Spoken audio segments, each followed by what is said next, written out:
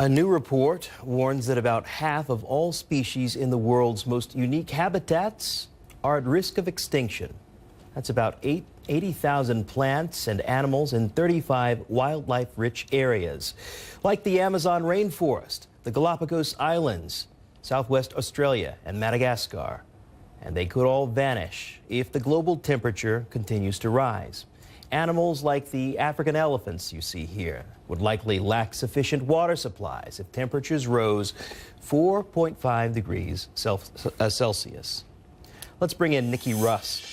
Niki is a technical advisor in wildlife for the World Wildlife Fund, joining us live. Thank you so much for your time today. Let's talk about this. Fair to say, this is a pretty damning report.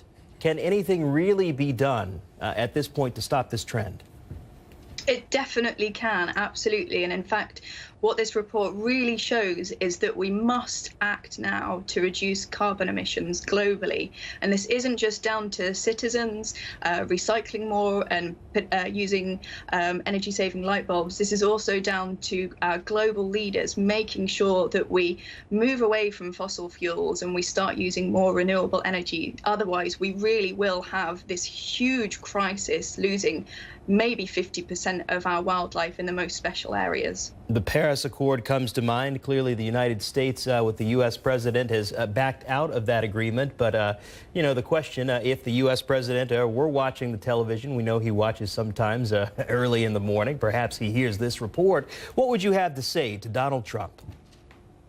Well, I would say that you may or may not believe in climate change, but I would really recommend going to see some of these places. I've spent a lot of time in Namibia, and just going there and speaking to even the farmers there, they know that the climate is changing, and it's not just affecting wildlife, it's affecting the food that we eat. So this isn't just a crisis for conservation, it is a global crisis for humanity. We absolutely need to act now to ensure the future survival of the Earth. Niki, play this out in real time. What are the consequences for humanity, for people around the world, given these very dire predictions? Well, it's going to be quite scary, I've got to admit.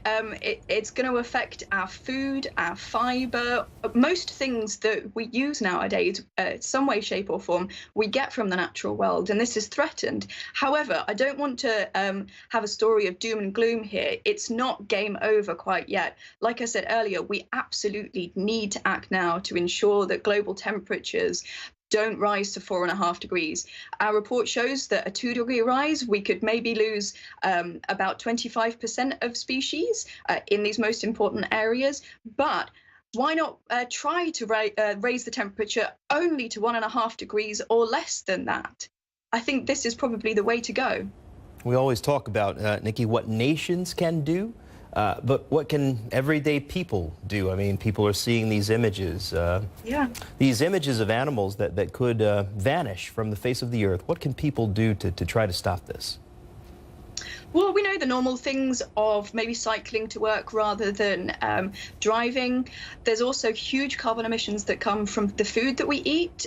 We know we've been hearing reports about how red meat in particular has got huge carbon emissions. So maybe exchanging your steak meal for something that's got lentils or beans in, these could make really, really big changes.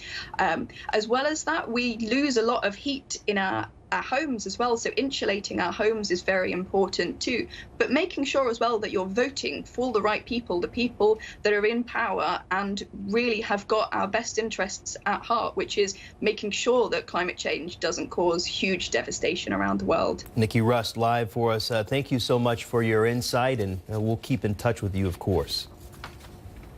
Still